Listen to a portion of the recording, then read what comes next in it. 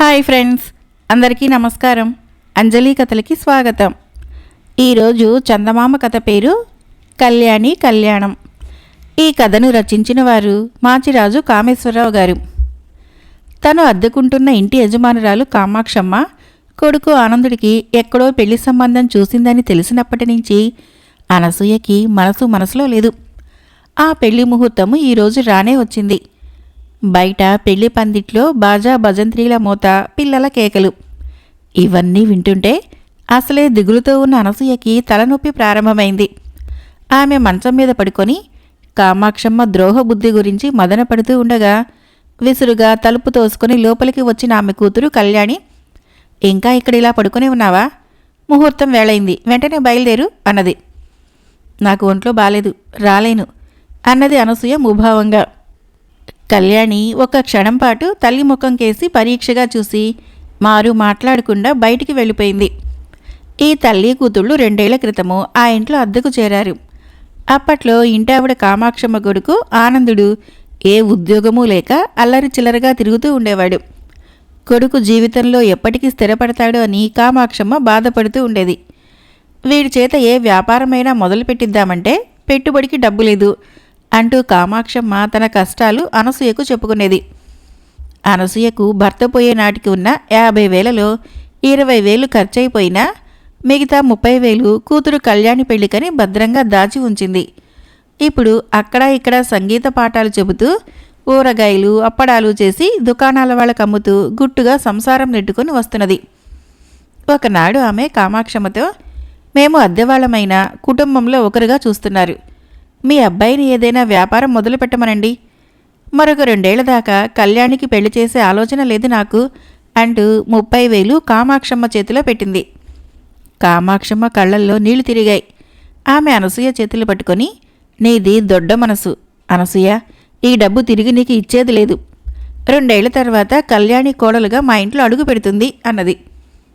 ఆ డబ్బుతో వ్యాపారం మొదలుపెట్టిన ఆనందుడికి పట్టిందల్లా బంగారమైంది.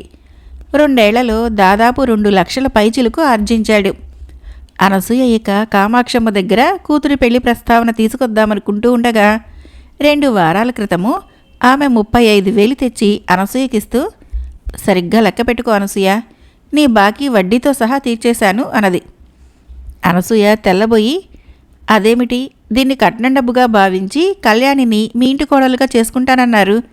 పైగా ఆనందుడికి కూడా కళ్యాణి అంటే ఇష్టమేనని ఆ మధ్య 1-2 సార్లు చెప్పారు అన్నది. 2 ఏళ్ల క్రితం అన్నాననుకో. ఈ మధ్యకాలంలో పరిస్థితులు మారిపోయాయి కదా. విసన్నపాలెం పార్వతీశం గారు, ఈయన మనిషి ఎంత భారీయో మనసు అంత భారీ అని పరగణ అంతా చెప్పుకుంటారు. స్వయాన వచ్చి 1,00,000 కట్నంతో పాటు కూతుర్ని ఇస్తామన్నారు. నేనైతే సంశయించాననుకో. కానీ నీ డబ్బు పుణ్యాన వ్యాపార లక్షణం బాగా వంటబట్టిన అబ్బాయి ఆ సంబంధం వైపు మొగ్గు చూపాడు. కట్నం డబ్బుతో నీ అప్పు తీర్చేశాను అంటూ ముఖ్యమైన పనేదో ఉన్నదానిలాగా వెళ్ళిపోయింది కామాక్షమ్మ. కూతురు పెళ్లికి బెంగలేదని ఇన్నాళ్లు నిశ్చింతగా ఉన్నది అనసూయ. ఇప్పుడు హఠాత్తుగా మోయలేనంత బరువు మీద పడిపోయినట్లు కృంగిపోయింది. బెంగపడి లాభమేమిటి, నాకింకా 20 ఏళ్లైనా నిండలేదు అని తల్లికి ధైర్యం చెప్పింది కళ్యాణి. ఆనందుడి పెళ్లి జరిగిపోయాక ఇక ఆ ఇంట్లో ఒక్కరోజు కూడా ఉండకూడదనుకున్న అనసూయ అద్దె ఇంటి కోసం బయలుదేరింది. సాయంకాలం వరకు ఊరంతా తిరిగినా ఎక్కడ ఖాళీ ఇల్లు కనిపించలేదు. ఆమె ఉసూరుమంటూ ఇంటికి తిరిగి వస్తూ ఉండగా ఒకచోట 2 వాటాల ఇల్లు నిశ్శబ్దంగా కనిపించింది. దాని ముందున్న కొబ్బరి చెట్టు కింద కూర్చున్న యువకుడొకడు ఏదో లెక్కలు చూసుకుంటూ ఉన్నాడు. అనసూయ అతన్ని సమీపించి, ఈ ఇంట్లో అద్దెకు ఖాళీ వాటా ఏమైనా ఉందా బాబు అని అడిగింది. యువకుడు ఆమె కేసు పరీక్షగా చూసి ఒక్క క్షణం ఆగి, మా పక్క వాటా 4 రోజుల్లో ఖాళీ అవుతుంది, చూస్తారా అంటూ అనసూయని వెంట పెట్టుకుని వెళ్ళాడు. 3 గదులతో విశాలంగా గాలి వెలుతురు ధారాళంగా వస్తున్న ఆ వాటా భాగము అనసూయకు బాగా నచ్చింది. ఆమె యువకుణ్ణి అద్దె సంగతి అడిగింది. 500, 2 నెలల అద్దె ముందే ఇవ్వాలి అన్నాడు ఆ యువకుడు. అనసూయ అందుకు సరే అని యువకుడి చేతిలో 1,000 రూపాయలు పెట్టి, మేము ఆదివారము సామానుతో సహా వస్తాము అని చెప్పింది. ఆదివారం నాడు అనసూయ 2 బళ్ళలో సామాను సర్దుకొని కామాక్షమ్మతో, వెళ్ళి వస్తాం వదినా అన్నది. కామాక్షమ్మ ముఖం చిట్లించి, వేరే ఇల్లు చూసుకుంటున్నామని మాట మాత్రంగానైనా చెప్పలేదేంటి అన్నది. నీ కొడుక్కి వేరే సంబంధం చూసుకుంటున్నామని నువ్వు ముందు చెప్పావు కనుకనా అనేసి అనసూయ కూతురుతో పాటు బండి ఎక్కింది. ఆమె కొత్త ఇంటి ముందు సామాను దింపిస్తుంటే ఎవరు వారు అంటూ ఒక ముసలాయన ఇంట్లో నుంచి బయటకు వచ్చాడు. మీ పక్క వాటాలో అద్దెకు రాబోతున్న వాళ్ళము అన్నది అనసూయ. అద్దెకు రావటమా? ఆ వాటా ఖాళీగా లేదే, అందులో 10 ఏళ్లుగా రామన్న పంతులు గారు అద్దెకుంటున్నారు అన్నాడాయన ఆశ్చర్యపోతూ. వాళ్ళు 4 రోజుల్లో ఖాళీ చేసి పోతారని మీ అబ్బాయి అనుకుంటాను చెప్పాడు. 1000 రూపాయలు బయానా కూడా ఇచ్చాను అన్నది అనసూయ అయోమయంగా. మాకసలు పిల్లలే లేరు అంటూ ముసలాయన భార్యను కేకేశాడు. ఆవిడితో పాటు పక్క వాటా వాళ్ళు కూడా వచ్చారు. అనసూయ జరిగిందంతా చెప్పాక, సందేహం లేదు, ఆ సాయంత్రము మనమంతా శివాలయంలో ధ్వజస్తంభం ఎత్తుతున్నారని వెళ్ళాం. ఈ లోపల బడి నుంచి పంతులుగారు వచ్చేస్తారేమో అని మా ఇంటికి తాళం పెట్టకుండా మా చుట్టాలబ్బాయి రాఘవను ఇల్లు చూస్తూ ఉండమని చెప్పాను. ఈవిడి దగ్గర 1000 రూపాయలు రాఘవే కాజేసి ఉంటాడు అన్నది పంతులుగారి భార్య. అది వింటూనే అనసూయకు ముచ్చెమటలు పోశాయి. తనను నిలువునా మోసం చేసిన ఆ రాఘవ మీద పీకల దాకా కోపం వచ్చింది. ఆమె ఏదో అనుభూయటంతటిలో ముసలాయన, ఇల్లు ఖాళీ చేసి వచ్చేసినట్లున్నారు, సామాను ముందు గదిలో సర్దుకోండి, ఇల్లు దొరికేదాకా ఇక్కడే ఉండండి అన్నాడు జాలిపడుతూ. అనసూయ ఆ ముసలాయనకు కృతజ్ఞతాపూర్వకంగా నమస్కరించి సామాను ఆయన చెప్పిన చోట్ల సర్దిన తర్వాత, ఈ రాఘవ ఎక్కడుంటాడు అని ఆయన్ని అడిగింది. కచేరీలో ఏదో ఉద్యోగ ప్రయత్నం మీద వచ్చాడు. వాడు మా బాబాయ్ మనవడు. ఉద్యోగం దొరకలేదని 3 రోజుల క్రితమే సొంత ఊరు పుల్లల రేవుకి వెళ్ళిపోయాడు అన్నాడు ముసలాయన. కళ్యాణి ఎంత చెబుతున్నా వినిపించుకోకుండా అనసూయ, ఇప్పుడే పుల్లల రేవుకి వెళ్ళి ఆ మోసగాడు రాఘవ సంగతి తేలుస్తాను అంటూ వచ్చిన బాడుగు బండిలో బయలుదేరింది. ఆమె పుల్లల రేవు చేరుకునేసరికి సాయంత్రం కావస్తున్నది. ఆ చిన్న ఊళ్ళో రాఘవ ఇల్లు కనుక్కోవటం ఏమంత కష్టం కాలేదామెకు. బాడుగు బండిని పంపించి మూసి ఉన్న తలుపును తట్టబోతూ లోపల నుంచి ఏవో మాటలు వినిపించి అనసూయ నిలబడిపోయింది. అమ్మా, నీ జబ్బుకు వైద్యుడు చెప్పిన మందులు కొనటానికి డబ్బు లేదు. నాకు 25 ఏళ్లు వచ్చినా ఇంటి బాధ్యతలు పట్టించుకోకుండా తిరగటం ఎంత నీచమైన పనో ఇప్పుడు అర్థమవుతున్నది. ఎంతో ఆశతో వెళ్ళి అమ్మకు మందులు కొనాలన్నా పెదనాన్న డబ్బు ఇవ్వలేదంటే దోషం ఆయనది కాదు. నా వ్యసనాలకి డబ్బు కోసము అమ్మకు బాగోలేదని చెప్పి ఉంటానని భావించారు వాళ్ళు. రాఘవ జరిగిందంతా తల్లికి చెబుతున్నాడు. రాఘవ తల్లి ఆయాసపడుతూ, బాబు, మన పొలం కౌలుకి ఇవ్వటం మాని సొంతగా వ్యవసాయం చెయ్యి. నేను చెప్పినట్లుగా నువ్వు అంగీకరిస్తే నువ్వు నిజంగా మారినట్లు నమ్ముతాను. ఈ అనారోగ్యంతో ఇంటెడు పని చేసుకోవటం నా వల్ల కావటం లేదు అన్నది. అలాగే, అంతా నీ ఇష్ట ప్రకారమే. కానీ అయితే నేను పండించిన మొదటి పంట డబ్బు చేతికి రాగానే ముందు వెళ్ళి పెదనాన్న ద్వారా ఆవిడెవరో తెలుసుకుని వడ్డీతో సహా ఆవిడ 1000 రూపాయలు ఇచ్చేసి క్షమాపణ చెప్పుకుంటాను అన్నాడు రాఘవ. తల్లి కొడుకుల సంభాషణ విన్నాక అనసూయ మనసులో ఎంతో తృప్తిపడి చిన్నగా తలుపు తట్టింది. రాఘవ వచ్చి తలుపు తెరిచి అనసూయను చూస్తూనే వణికిపోసాగాడు. అనసూయ చిన్నగా నవ్వి, రాఘవ, ఏం భయం లేదు, నా డబ్బు ఒక మంచి పనికి ఉపయోగపడినందుకు ఆనందంగా ఉంది అని రాఘవ తల్లిని సమీపించి, ఏమనుకోకండి, అనాలోచితంగా మీ సంభాషణ విన్నాను. మీ అబ్బాయిలో వచ్చిన మార్పు చూసి నాకు సంతోషంగా ఉంది. మీ రాఘవకు పెళ్లి చేయాలనుకుంటున్నారు కదా. నా కూతురు కళ్యాణి అందగత్తే, ఇంటి పనుల్లో చాలా చురుకైనది. మీరొకసారి వచ్చి చూసుకోవచ్చు. మాకు ఏదైనా ఇల్లు అద్దెకు దొరకగానే కబురు చేస్తాను అన్నది. జరిగిన దానికి రాఘవ తల్లి ఎంతగానో నొచ్చుకొని, మా ఇంటిలోనే 2 గదుల వాటా ఖాళీగా ఉన్నది. మీరు రాఘవ బయలుదేరి వెళ్ళి సామానులని అమ్మాయిని తీసుకొచ్చేసేయండి. ఇంక మీకు ఆ ఊళ్ళో పనేముంది గనక అన్నది. మా కళ్యాణి కళ్యాణము ఇక్కడ రాసి పెట్టబడి ఉన్నందువలనే ఇదంతా జరిగింది అన్నది ఆనందంగా నవ్వుతూ అనసూయ. మరొక కథ పేరు లోబికి గుణపాఠం. ఈ కథ 25 ఏళ్ల నాటి చందమామ కథ. ఒక ఊళ్ళో శ్రీపతి, జగపతి అని 2 యువకులు ఉండేవాళ్ళు. శ్రీపతి సంపన్నుడు, జగపతి పేదవాడు. అయినా ఇద్దరికీ మంచి స్నేహం ఉండేది. ఒకనాడు వారిద్దరూ కలిసి గ్రామాంతరం వెళుతూ ఉంటే ఒక ఊరి బావి వద్ద 2 ఆడపిల్లలు చేతులతో నీరు తోడుకుంటూ కనిపించారు. శ్రీపతి తన మిత్రుణ్ణి ఒక చెట్టు నీడన ఉండమని తను దాహం తీర్చుకునేటందుకు బావికేసి నడిచాడు. అంతలో అతనికి ఆ ఆడపిల్లలు మాట్లాడుకునే మాటలు వినిపించాయి. శ్రీపతి అంత దూరంలో ఆగి వినసాగాడు. రంగు చీర కట్టుకున్న పిల్ల తెల్ల చీర కట్టుకున్న పిల్లతో, లక్ష్మి, నిజం చెప్పు, నువ్వు ఎలాంటి మొగుడు రావాలనుకుంటున్నావు అన్నది. అనుకోవటానికేం రోహిణి, నాకు పెద్ద కోరికలే ఉన్నాయి. బోలెడు నగలు చీరలు కావాలి. చాలా పెద్ద మేడ ఉండాలి. బోలెడు మంది పనివాళ్లుండాలి. భోజనంలోకి చాలా కూరలు పిండి వంటలు కావాలి. మనం కావాలనుకున్నవన్నీ దొరుకుతాయా అన్నది లక్ష్మి. రోహిణి నిట్టూర్చి, నాకు అలాంటి కోరికలేవీ లేవు తల్లి. ఉన్నదానితో తృప్తి పడటం ముఖ్యం. నగలు చీరలు ప్రాప్తాన్ని బట్టి వస్తాయి. తిండికేమిటి, ఇంత గోంగూర పచ్చడి చాలు. జిహ్వ చాపల్యము ఇన్ని బఠానీలు తిన్నా తీరుతుంది అన్నది.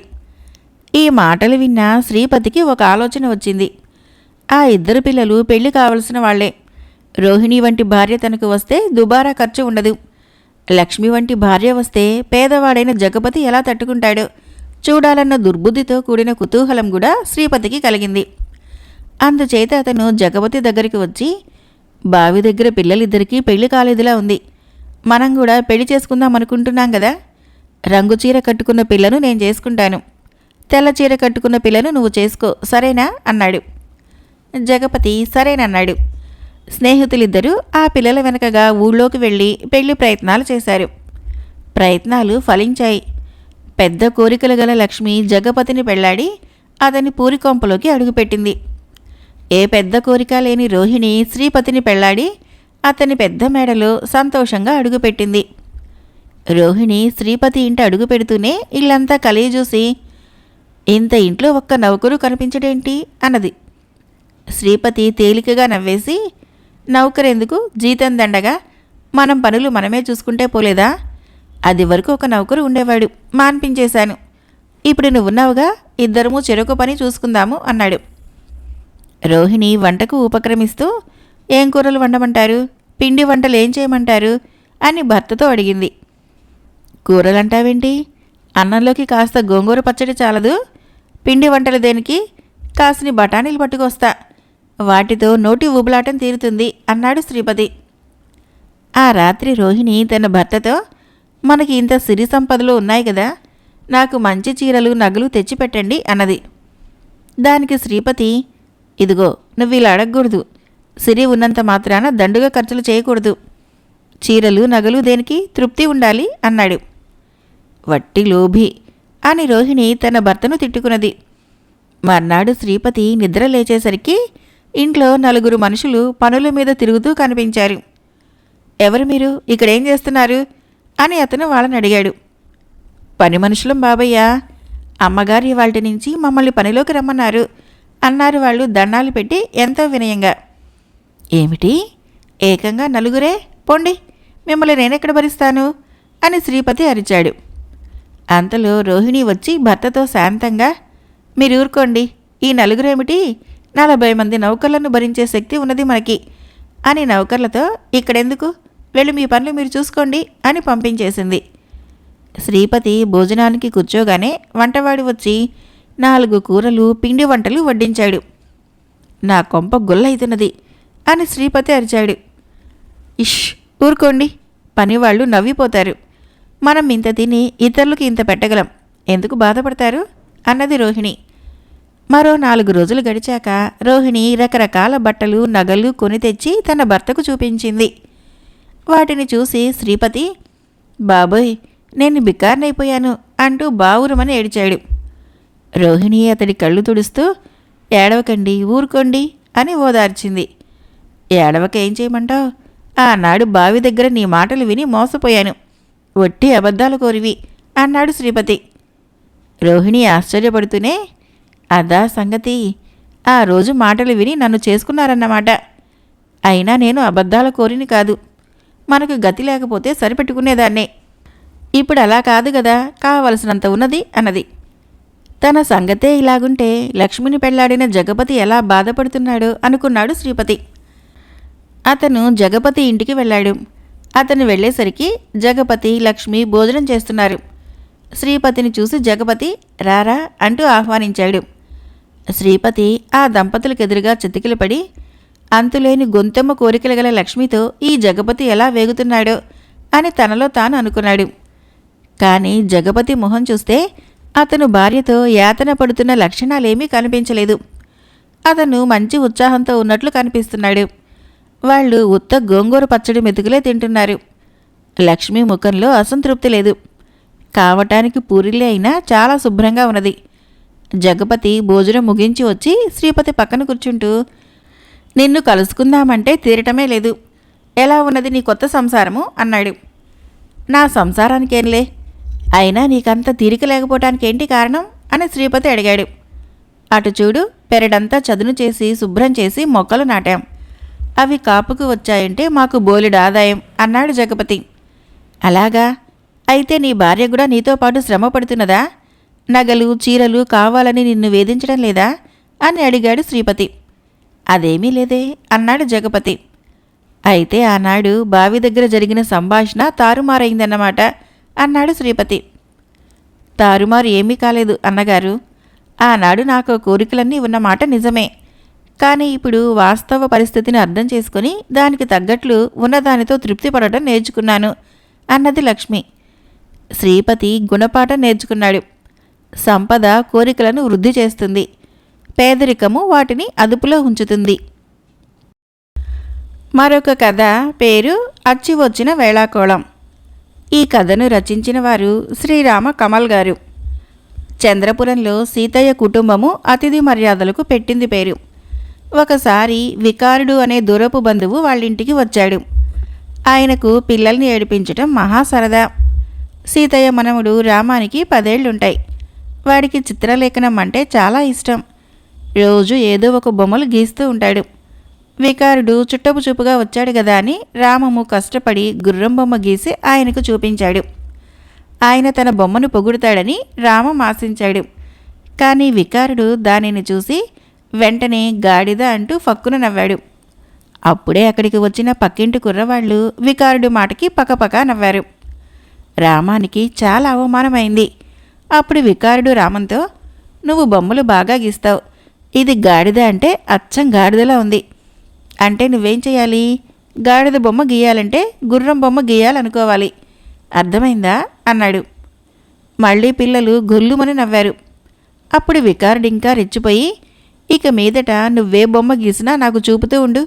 ఏ బొమ్మ వేస్తే ఏమొస్తుందో చెబుతాను. నువ్వు చిత్రకారుడిగా రాణించటానికి ఈ విధంగా నేను సాయపడతాను అన్నాడు. ఆ మాటలకి అక్కడ పిల్లలు పడి పడి నవ్వారు. రామానికి మాత్రము పౌరుషం వచ్చింది. వాడు తను గీసిన గుర్రం బొమ్మను తీసుకొని పొరుగింటి చంద్రయ్య వద్దకు వెళ్ళాడు. చంద్రయ్య గొప్ప చిత్రకారుడు. రామాన్ని బొమ్మలు వేయమని ప్రోత్సహించింది ఆయనే. చంద్రయ్య రామన్ చెప్పిందంతా విని వాడు వేసిన గుర్రం బొమ్మను చూసి, ఇదివరకటి కన్నా ఇప్పుడు నువ్వు బొమ్మలు బాగా గీస్తున్నావు, కానీ నీలో తొందరపాటు ఎక్కువ. ఏ విద్యకైనా చాలా శ్రద్ధ కావాలి. నువ్వు శ్రద్ధగా నేర్చుకుంటానంటే నేను నీకు చిత్రకళలోని మెళుకువలు చెబుతాను. కొన్నాళ్లకు నువ్వు చూసింది చూసినట్లు వేయగలుగుతావు అన్నాడు. రామంలో అంతకాలం లేని పట్టుదల అప్పుడు వచ్చింది. వాడు ప్రతిరోజు కొంతసేపు చంద్రయ్య వద్ద కూర్చొని ఏకాగ్రతతో చిత్రకళను అభ్యసించసాగాడు. రోజు రోజుకి వాడి బొమ్మలు మెరుగుపడుతున్నాయి. వికారుడు మాత్రము వాటిని వేళాకోళం చేస్తూనే ఉన్నాడు. ఇలా 2 నెలలు గడిచాయి. రామం ఒకరోజు చంద్రయ్యతో, నా బొమ్మలని వికారుడు ఏమాత్రమూ మెచ్చుకోవటం లేదు. అది నాకు చాలా అసంతృప్తిగా ఉంది అన్నాడు ఎంతో నిరుత్సాహంగా. చంద్రయ్య కొంతసేపు ఆలోచించి తానే ఒక బొమ్మ గీసి రామం చేతికిచ్చి, ఇది నువ్వే వేశావని వికారుడికి చూపించు. ఆ తర్వాత ఏం జరిగింది వచ్చి నాకు చెప్పు అన్నాడు. రామము ఆ బొమ్మను చూశాడు. అది గదాధరుడైన భీమసేనుడి బొమ్మ. బొమ్మలో జీవకళ ఉట్టిపడుతూ ఎంతో బాగుంది. వాడది వికారుడికి చూపించగానే, నువ్వు ఆంజనేయుడి బొమ్మ వేయాలనుకున్నావు, కానీ జాంబవంతుడి బొమ్మ తయారైంది అంటూ అపహాస్యం చేశాడు. ఇది భీమసేనుడి బొమ్మ అన్నాడు రామం చిన్నబుచ్చుకొని. వికారుడు పెద్దగా నవ్వి, నువ్వు ఒక యుగంలో బొమ్మ వేయాలనుకుంటే ఇంకొక యుగంలో బొమ్మ వస్తోంది అన్నాడు. రామము చంద్రయ్య దగ్గరికి వెళ్ళి జరిగిందంతా చెప్పి, మీకు కూడా బొమ్మలు వేయటం రాదు, అందువలనే నాకు చిత్రకళ అబ్బటం లేదు అన్నాడు బాధగా. దీనికి చంద్రయ్య చిన్నగా నవ్వి, ఆ వికారుడిది మంచి బుద్ధి కాదని నాకు అనుమానంగా ఉన్నది. ఆయన ఎలాంటివాడు అని అడిగాడు. 2 నెలలుగా మా ఇంట్లో తిష్ట వేశాడు. నిర్మొహమాటంగా అడిగి అన్నీ మరీ వండించుకొని తింటాడు. అందరి చేత సేవలు చేయించుకుంటాడు. ఇప్పట్లో వెళ్ళాడా లేడని అంతా విసుక్కుంటున్నారు. ముఖం మీద అనలేక ఊరుకుంటున్నారు అన్నాడు రామం. అయితే నేనొక బొమ్మ వేసిస్తాను. వికారుడితో సహా అందరూ కలిసి ఉన్నప్పుడు ఆయనకు తప్ప మిగతా వాళ్ళందరికీ ఈ బొమ్మను చూపించి నువ్వే వేశానను. వికారుడికి తన వేలితో తన కన్నే పొడుచుకున్నట్లు కాకపోతే నన్నడుగు అంటూ అప్పటికప్పుడు ఒక బొమ్మ వేసి రామానికి ఇచ్చాడు. రామము చంద్రయ్య చెప్పినట్లే చేశాడు. ఆ బొమ్మను చూసి వాడి తాత పంది అన్నాడు. బామ్మ దున్నపోతూ అన్నది. తండ్రి గాడిద అన్నాడు. తల్లి ఎద్దు అన్నది. బాబాయిలో ఒకడు కుక్క అంటే ఇంకొకడు నక్క అన్నాడు. ఇదంతా చూస్తూ వినోదిస్తున్న వికారుడు ఉత్సాహంగా, ఏది నన్ను కూడా ఒకసారి చూడనివ్వండి, నాకేమనిపిస్తుందో చెబుతాను అంటూ ఆ బొమ్మను తీసుకున్నాడు. అంతే, అతడి ముఖం పాలిపోయింది. ఆ బొమ్మ అచ్చం వికారుడిది. గీసిన బొమ్మలో ఏ లోపమూ లేదు. సీతయ్య కుటుంబానికి తన మీద ఎంత విసుగు కసి ఏర్పడిందో వికారుడికి అర్థమైంది. ఆ కసిని తీర్చుకునే అవకాశం కూడా తానే ఇచ్చాడు. రామం ఎంత బాగా బొమ్మ గీసినా దాన్ని వేరే పేరుతో పిలిచి వినోదించాడు. ఇప్పుడు సీతయ్య కుటుంబము అదే పని చేస్తే తను తప్పు పట్టలేడు గదా. వికారుడు అప్పటికప్పుడే తన ఊరికి ప్రయాణం కట్టాడు. అంతవరకు ఎంతో సంతోషిస్తున్న రామంతో సీతయ్య, నీ బొమ్మలను వేళాకోళం చేయటము వికారుడికి అచ్చి రాలేదు, కానీ మాకచ్చి వచ్చింది అన్నాడు. తాతకు ఏం చెప్పటానికి తోచక రామం అలాగే నిలబడ్డాడు. అప్పుడు అక్కడికి వచ్చిన చంద్రయ్య సీతయ్యతో, రామానికి చిత్రకళ పట్ల ఆసక్తి ఉన్నది, ప్రోత్సహిస్తే మంచి చిత్రకారుడు కాగలడు. అంతేగాని వాడి గీసే బొమ్మల్ని వేళాకోళం చేయటం సరికాదు. వెలుగుతూ ఉన్న దీపం ఒత్తిని పుల్లతో ఎగదోసే విధంగా పిల్లలలోని శక్తి సామర్థ్యాలని మంచి మాటలతో ప్రోత్సహించటం పెద్దల బాధ్యత అన్నాడు. సీతయ్య అవునన్నట్లు రామం కేసి మెచ్చుకోలుగా చూశాడు. రామము సంతోషంగా నవ్వాడు. మరొక చిన్న కథ, పేరు పగల రాత్ర. ఈ కథను రచించిన వారు కోటన్రాజు రమాపతి గారు. ఫిటార్లంక జమీందారు ఉపేంద్రరాయుడికి శిస్తులు వసూలు చేసేందుకు, రైతుల కష్టసుఖాలు తెలుసుకొని దివాణంలో చెప్పేందుకు చురుకుదనము తెలివితేటలు గల ఉద్యోగి కావలసి వచ్చింది. దివాను ఆ విధంగా చాటింపు వేయించాడు. చాలామంది యువకులు వచ్చారు. జమీందారు పక్కన కూర్చొని ఉండగా దివాను వాళ్ళని ఒక్కొక్కడిగా పిలిపించి, నువ్వు 12 అడుగుల లోతు 10 అడుగుల వెడల్పు గల గోతులో పడ్డావనుకో, అప్పుడు ఎలా బయటికి వస్తావు అని ప్రశ్నించసాగాడు. ప్రతి ఒక్కడు సాయం కోసం కేకలు వేస్తానని, ఎవరో వచ్చి లాగుతారని జవాబులు చెప్పసాగారు. అయితే చివరగా ఒక యువకుడు దివానుని, అయ్యా, నే పడ్డ గోతులో నిచ్చెన ఏమైనా ఉన్నదా అని అడిగాడు. అక్కడే గనక నిచ్చెన ఉంటే నేను నిన్ను ఈ ప్రశ్న అడగను కదా అన్నాడు దివాను. అది పగలా రాత్రా అని అడిగాడు యువకుడు. పగలా రాత్ర అనేది సమస్య కాదు, ఆ గోతులో నుంచి ఎలా బయటికి వస్తావు అన్నది ప్రశ్న అన్నాడు దివాను కాస్త చిరాగ్గా. దానికి ఆ యువకుడు, అది రాత్రివేళ కానప్పుడు, నేను గుడ్డివాణ్ణి కూడా అయి ఉండనప్పుడు అసలు నేను ఆ గోతులో ఎందుకు పడతాను అన్నాడు. ఆ జవాబు విని దివాను ఆశ్చర్యపోతున్నంతలో జమీందారు చిరునవ్వు నవ్వి, వెంటనే ఇతడికి ఉద్యోగ బాధ్యతలు అప్పచెప్పండి అన్నాడు. కథ అయిపోయింది. ఫ్రెండ్స్, నా కథలు నచ్చినట్లయితే మన ఛానల్ని తప్పకుండా సబ్స్క్రైబ్ చేయండి, లైక్ చేయండి, షేర్ చేయండి, కామెంట్ చేయండి. Thank you.